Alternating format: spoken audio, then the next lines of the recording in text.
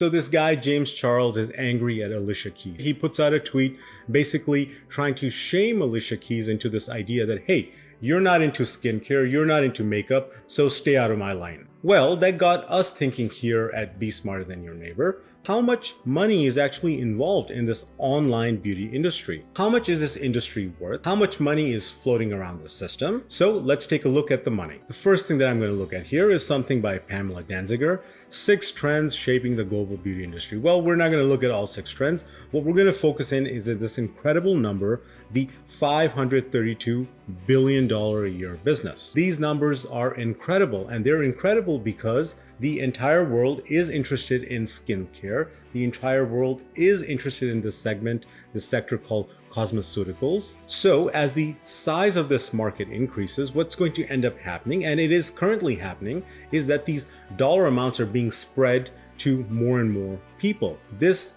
brings in our YouTuber. This brings in our Instagrammer. These guys and gals are busy trying to tap into some of these incredible dollar values. That's why I've got Alicia Keys out with a new skincare line. I've got Goop, Gwyneth Paltrow is doing stuff, on and on. Everybody who can monetize on this new juggernaut is jumping in and trying to monetize it. And this, of course, brings in more competition. And with more competition, the size of the pie, even though it's getting larger and larger, some of these players are going to feel that their share within that pie is going to be falling dramatically. And this in turn leads to these petty fights. Talking to you, James Charles. So the other interesting thing here in this article is, of course, that 20% of the share of the global cosmetics industry is with America right now, and then China and Japan not too far behind. Well, there's an emerging player in this world, and that's going to be the Indian middle class consumer. So these guys and gals are going to spend money. So what we're going to find is that this shift of American majority, Western Europe majority in the cosmetic industry is actually going to be diminished. And as we go on through the years, I would imagine 2030 and beyond, the bulk of the monies are actually going to be spent in that part of the world. Now, does that mean that the American teenager is disappearing and will not spend money? No, not at all. They are going to keep spending money, and this industry, which is growing at roughly 5 to 7% a year, will continue to suck in the American consumer as well as consumers from all across the globe. If you think through the issue, the next continent, not even a country, but the next continent that's going to come online is going to be all of Africa. So you can imagine, without really a lot of forethought here, the industry is growing and it's going to be worth a lot more in the coming decades. So with the industry obviously increasing, there's going to be consolidation. And basically what happens is that when an industry becomes this huge growth monster, larger and larger players come in and they acquire other companies within that sector.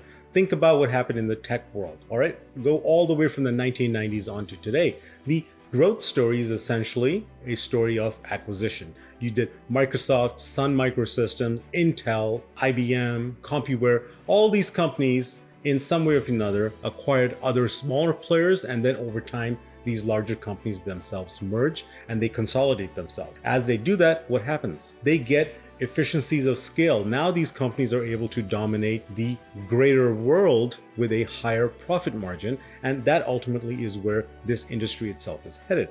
This data here that we're looking at is, again, a few years old, but it doesn't matter because the trends are continuing to go in the same direction.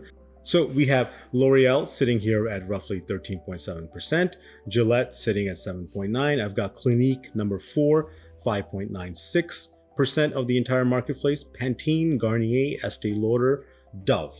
Where are the Fenties? Where are the Ordinaries? Where are these other smaller players? Well, the hidden agenda of these smaller players, I would argue, is that they want to get big enough that they actually get acquired by somebody. Another thing here on this chart that's worth looking at is, where are these cosmetics, these cosmeceuticals being sold? Grocery stores, 26.9%. That's fascinating. I mean, it's hard for me to understand that at this day and age, still 27% of that sale is coming from grocery stores. Specialty stores, I'm assuming these are our Ultas and our Sephoras and things like that. Department stores themselves, thinking of you, JCPenney, thinking of you, Nordstrom. But guess what? These companies are now bankrupt. So the cosmetic guys are either going to have to open up new shops inside the malls, or they're going to have to seek other distribution channels for their product. Where are they going to go? I think they're going to go down market. They're going to go down to Walmart. They're going to go down to Target. Why? Because as our economies are developing and we're leaving more and more of these stores behind, where the hell are they going to go? They're going to go down to where the people are.